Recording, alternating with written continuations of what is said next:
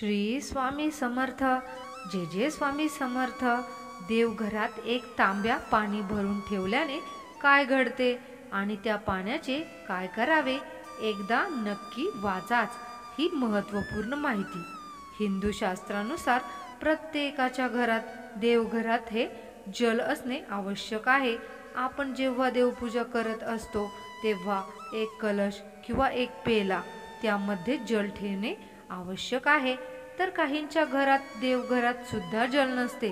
कारण देवघरात जल असेल तर त्या घरात शांती समाधान नांदते. कारण माणसाला सुद्धा तहान लागते. तसे आपण देवघरात प्रत्येक व्यक्तीने देवघरात एक पाण्याने भरून कलश ठेवायचा आहे. कारण म्हणजे पाणी हे खूप महत्त्वाचे आहे.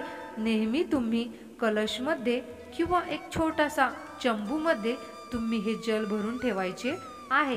ज्यांच्या देवघरात जल हे नसते त्यामुळे त्यांच्या घरात भरपूर अडचणी येत असतात. कोणत्याच कामांमध्ये यश येत नाही. तुम्हाला असं जर घडायला नको असेल तर तुम्ही अवश्य चांदीच्या किंवा तांब्याच्या या कलशामध्ये तुम्ही नक्कीच पाणी भरून तुमच्या देवघरात त्याचे पूजन करा व तुमच्या देवी देवतांना सुद्धा तुमच्यावर मन भरून प्रसन्न होतील व त्यांचा आशीर्वाद सुद्धा तुम्हाला व तुमच्या घरातल्या प्रत्येक व्यक्तीला मिळत राहील. दुसऱ्या दिवशी तुम्ही जेव्हा देवपूजा करत असता तेव्हा ते रात्री ठेवलेले पाणी हे तुम्ही झाडांमध्ये ओतायचे आहे व त्या तांब्याच्या किंवा चांदीच्या कलशामध्ये तुम्ही स्वच्छ पाणी भरून ठेवायचे आहे. तुमच्या आसपास जवळ नदी तलाव किंवा विहीर असेल तर तुम्ही त्यामध्ये ते पाणी समर्पित करू शकता. दुसरे पाणी त्या कलशामध्ये तुम्ही भरायचे आहे. म्हणून तुमच्या घरात समाधान शांती व भरपूर यश प्राप्त येत राहील.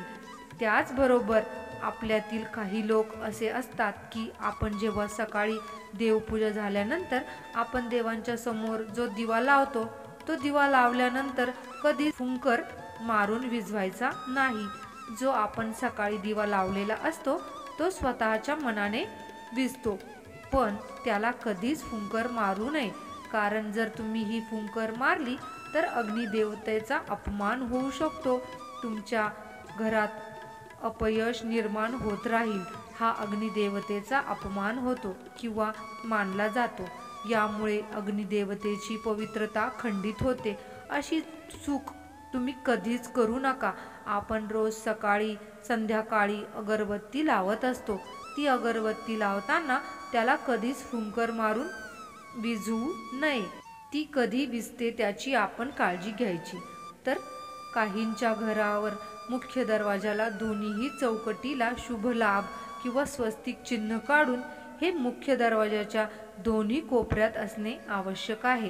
तर बाहेरच्या मुख्य दरवाजाला जर तुम्ही शुभ लाभ किंवा स्वस्तिकचे चिन्ह काढल्यावर तुमच्या घरात मंगलमय वातावरण निर्माण होते व सर्व काही अडचणी दूर होऊन जाते.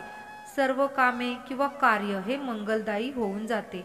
बाहेर कोणतीही व्यक्ती जर घरात प्रवेश करत असेल तर त्या स्वस्तिकवर किंवा शुभ लाभ लिहिलेल्या त्याच्याकडे जर बघून ती व्यक्ती जर घरात प्रवेश करत असेल तर त्या घरात समाधान शांती हे सर्व काही आपोआप येत जात राहील. प्रत्येक कामांमध्ये यश प्राप्त होईल व घर सुद्धा प्रसन्नदायी व आनंदमय होऊ लागेल. श्री स्वामी समर्थ. जे जे स्वामी समर्थ.